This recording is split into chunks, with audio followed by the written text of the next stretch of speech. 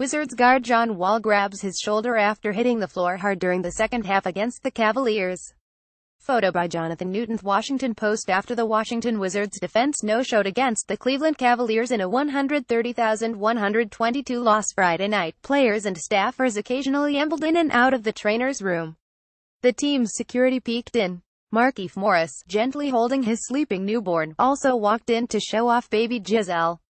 Every time the training room door opened, John Wall could be seen on a padded table.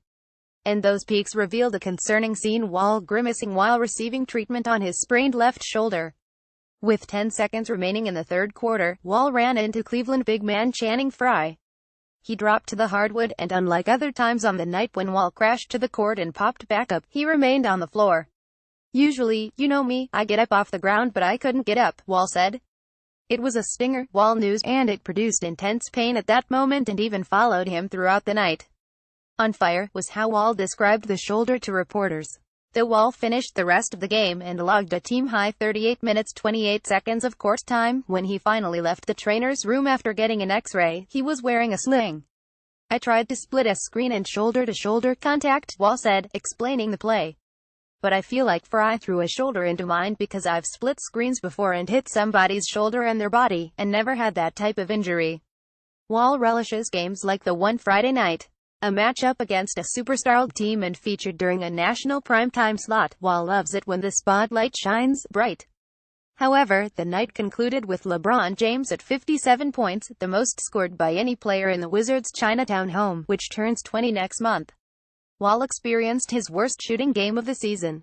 Wall misfired on 9 of 13 shots overall, .308%, and also shot poorly from the free throw line, 5 of 12 for 41.2%.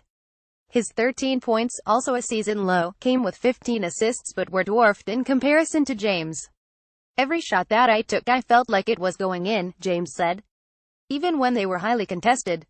Conversely, Wall had nothing to boast about, and his post-game comments focused on his shoulder and the team's defense. For the third time in 4 games, the Wizards' 44 surrendered at least 120 points, and all 3 have resulted in losses. "We were scoring, that wasn't the problem," Wall said. "They were getting easy layups, 3-point plays and wide-open threes, and it was bad communication. It was something that we worked on since that last game, and we came out here and knew that they were a team that was struggling, and they came out and played well." By the end of the third quarter, the Cavaliers had tallied 104 points. Though at this time Wall sat on the bench holding his shoulder, he re-entered the game with 737 left to play. "I shouldn't have been out there, but I'm trying to compete," Wall said. "I told them just to give me some spray and try to play through it. And not simply play but attempt to slow down James." On several occasions, Wall attached himself to James on the block and tried to stop the 250-pounder from backing himself to the rim. "Ain't nothing fun guarding LeBron," Wall said. "It's a tough matchup, but I'm willing to take on that challenge, and like I said, I wasn't thinking about the injury. I was just going out there to compete and give my team a chance to win." We were still in the game, but he kept making big plays after big plays. Wall told reporters that even with a bum shoulder, he asked for the James assignment in the fourth quarter.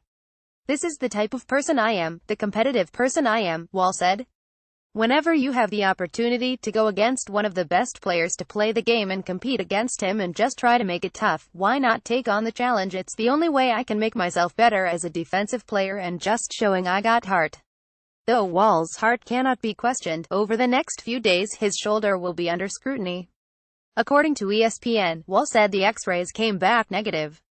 The Wizards' next game will be Sunday in Toronto, and the 4-time All-Star wasn't completely sure he'd be available. "We're going to have to wait and see," Wall said. "I hope so, though." Read more on the NBA. Lonzo Ball's offensive drought continues with scoreless outing against the Blazers. Tristan Thompson will miss a month, and the Cavs' defense probably will get worse. "The Pacers are better than we thought, but that doesn't mean they won the Paul George trade. He would make a great president." Steve Kerr endorses Greg Popovich for higher office.